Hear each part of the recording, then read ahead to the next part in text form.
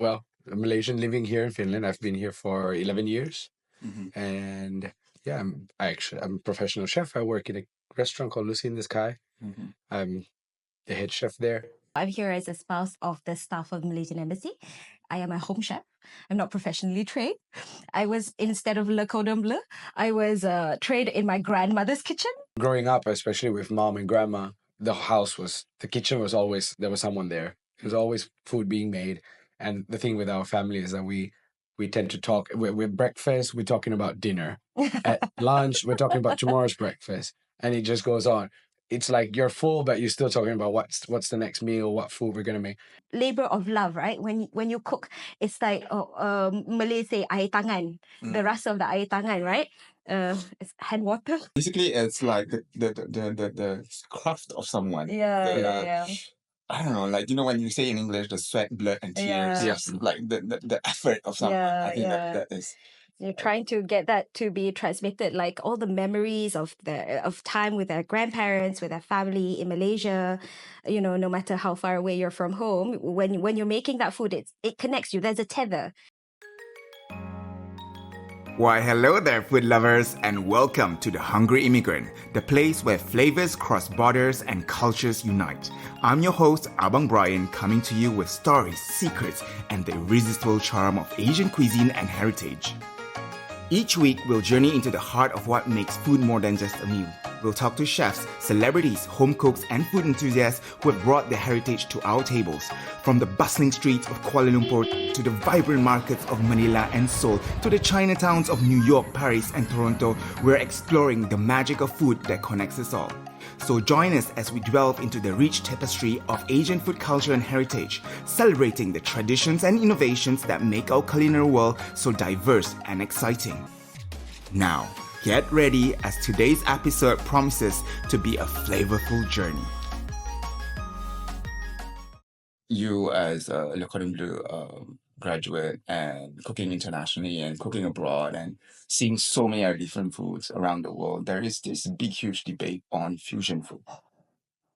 What is your opinion on fusion food, and how do you balance authenticity and innovation in your cooking? Do you do that in the first place? Or what is authenticity to you? Well, I think the authenticity, I still make it when I do it at home. So I stick to the traditional ways of doing it. I don't change my ingredients. I don't change the techniques of making it. But when it comes to work, I'll bring the traditional side of how I make food at home, what I learned, the traditional French food, and then I'll just mix them up and make the fusion. And I think it's fun to have fusion food because it opens a whole new world to flavors and dishes that you can have. So are you not worried that one day because we keep on fusioning, Yeah. as that word fusioning, like we keep on like fusionizing food, right? So you do it at home, but like as chefs, I think we also have a responsibility to transmit our culture and our messages through food, right? So are we not afraid of the continuous change of the way we cook our food, that one day it will just go missing? And I guess that's where I keep it at home so Right. that stays alive, and I share it with my friends and share it with people Right. to keep it alive and make sure that it doesn't change. But then at work, it's of course I do have certain dishes that have to be a classic and it stays, For example. and I'll respect it. At the moment, I have a schnitzel on the menu, and it's a Wiener Schnitzel, so then it's made exactly the way it should be made. I respect it because I've also that when you study in school and you learn culinary terms, you can't just name something and not respect how it's made. This like it's actually been given a name because it's made exactly the way it should be made. So then I stick with those.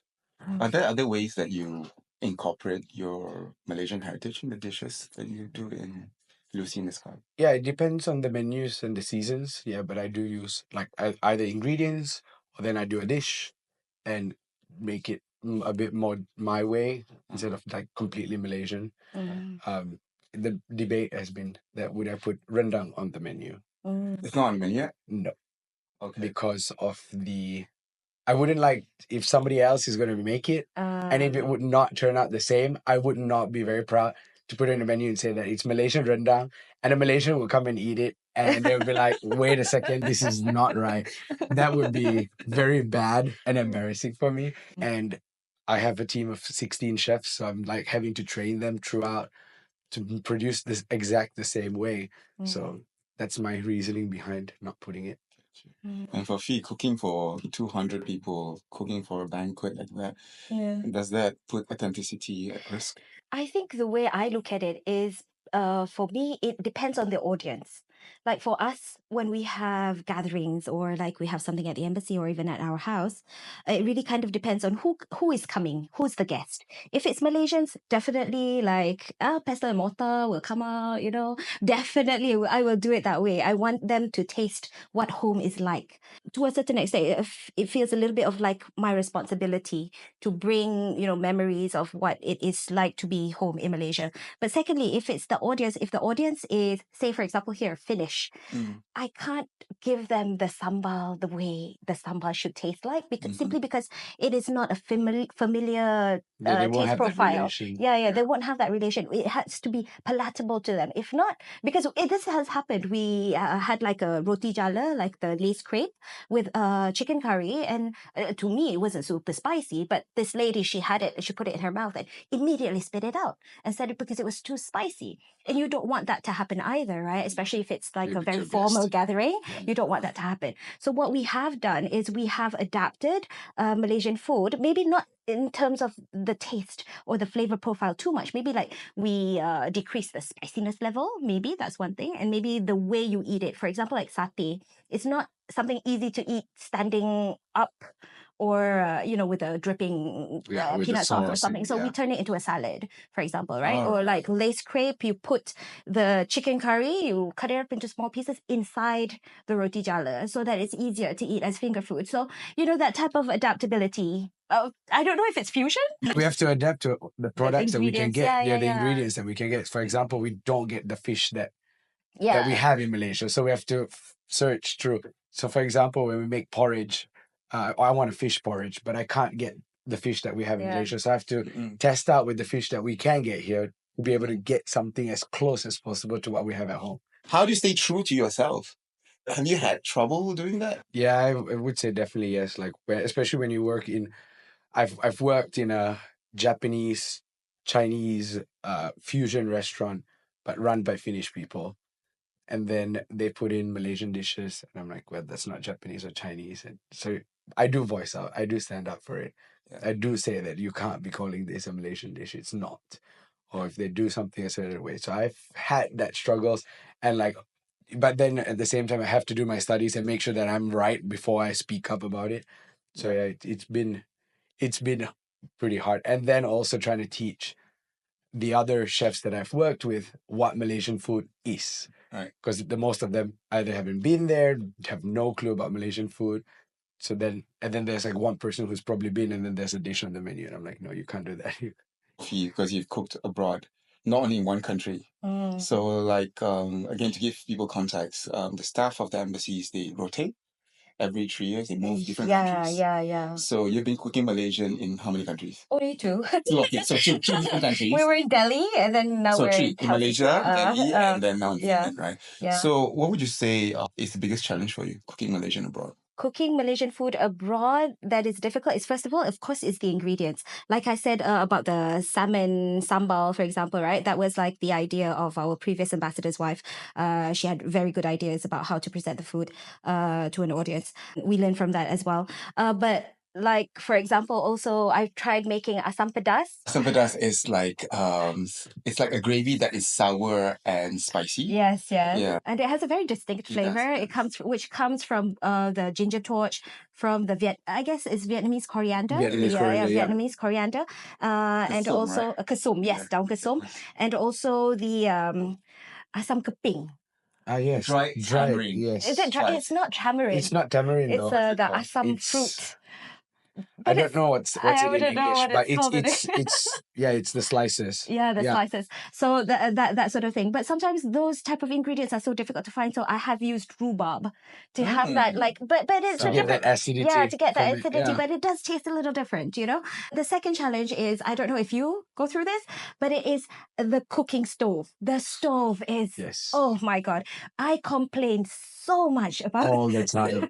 the It's a huge stove struggle. in Finland because we only have ceramic ceramic cobs. So of course you don't Oh. get wok hei is one thing. You don't get You that. don't get that. But it's Yeah. also like trying to cook rendang, for example, for me, rendang for 200 people on like On a like a induction. Is it- an you induction mean the cooker. whole of Finland? There's only No, certain you do. There are places that You do have in certain old buildings that they do still have gas, and their gas is not like in Malaysia where you have a tank; it runs through the gas lines. Right. yeah. But the majority of the buildings do not have it, and if they go through a renovation, they tend to remove them, Yeah. and it's just inductions or electrical or Oh. ceramic stuff. Yeah. So you really have to learn how to get the dish or get it right. Even like making fried noodles, for Yeah, example, exactly. on No an wok hei, induction yeah. stove. Yeah, yeah. And you can't just use a wok. So IKEA sells these Yeah. flat bottom woks. Yeah. And that's the closest you can get to Right. it. Yeah. So for me, that is a big challenge because I feel like the authenticity of a food, like say char kway teow, like fried flat noodles, or even like dosai, right? Yeah. I mean, like you need that a little bit of that wok hei, that charcoal. So a wok hei is actually a Chinese word that describes.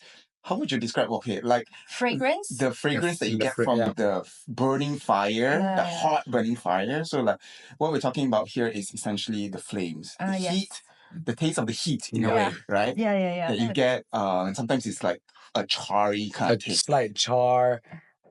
You can't say smoky, but it's this hard Char. flavor. Yeah. Yeah. Yeah, and it somehow, even when you make a dosa and you put it on a electric stove or not, like you don't get that crust. Yeah. You don't get that crunch, crisp. that edge. Yeah. It Right. just doesn't come out the same way. What advice would you give to immigrants living abroad, cooking the way they cook?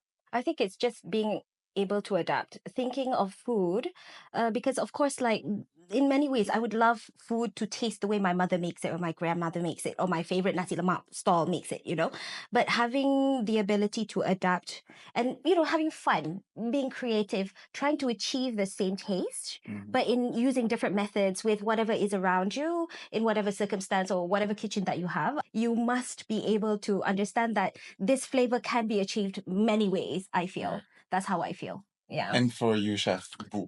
Yeah. I keep saying this because secret here. We actually know each other from our childhood days, and I only found out he was in Finland through the embassy, and I was like, wait, this guy? The world's small. Wait, is his name? He calls himself Chef Bu here, and now I'm going to tell the whole world. We used to call him Bu Ven. That's why he's Bu, right? So like, is his name Bu Ven? Yeah. Okay. So like that's how. So like every time I mention Chef Bu, I giggle because like. Yeah, I don't know who Chef Bu is. So, but yeah, for you as a chef who I think you've worked very hard for such a young person abroad, of all places, Finland, we all know how they respect food so much and they're very particular about food and how the Nordics are with food and the reputation of the Nordics with food. To be such, I think you're 29, to be a head chef of any kitchen A baby. is really amazing. Right? So congratulations. Thank Hats you. off to you, first Yes. of all. But for you, Congratulations. what advice would you give to the younger Bu? I would say like to people foreigners coming, moving abroad, that always bring a part of your culture with you. Do not forget it. Don't forget your roots. Don't, maybe food or traditions or anything like that. Because I grew up with a lot of, like, my grandma loves the traditions. It was not anything, like, she was not just traditional, but installing it into us, like teaching us from young. So I always said to don't forget those and share it with the people here. Share it, but then at the same time also. But in the take- kitchen setting, Then it's is true it food. a struggle, right? Is it a struggle? I don't think it's a struggle really. At least for me, I really do it through food. And if there's something in Malaysia, today's let's say it's the Tamil New Year. Yeah. Then I don't have anyone to celebrate it with. So I would make stuff and then I would bring it to work and share it with them and be like, okay, this dish is made because it's the New Year's and we have this New Year's on this date. And But I'm going to put you on a spot here because, like, I would say, like, in the kitchen setting for professional chefs, right? And in terms of cuisine itself, the world of cuisine and patisserie is based on French culinary techniques, Yep. right? So in general, when you talk about cooking, right, in general, in the kitchen, the foundation is with French. So if you're French, my French culture, Mhm. there's no problem of me being in the kitchen with my French culture because it's accepted worldwide. But our Malaysian food culture, right, and techniques, how would you advise a young person who's very proud of their techniques, and then you do see clashes, right? Yeah, definitely you do. And people are like, oh, these ingredients are so weird, or these flavors are so weird. But I'm like, yeah, but you have to just try it. Give it a shot. But it is hard. It is hard to like, you have to be How very. would you advise a young person introducing their culture to someone else? I like the face.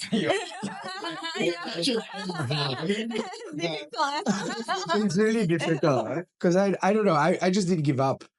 For me, it was I just kept going, and every time I would find something new from Malaysia and I'll bring it back here and make people try it. I just didn't give up at all. In professional kitchen, we make staff food. So we make food for the staff. Right. So when I make the staff food, then I'll just make Malaysian food. I'm like, you're going to eat it or you're going to be hungry. Yeah. And you just have to somehow like, don't give up and just push through with it. Wherever I go, Okay. I will bring a part of Malaysia with me. And this segment is called the Sambal Survey.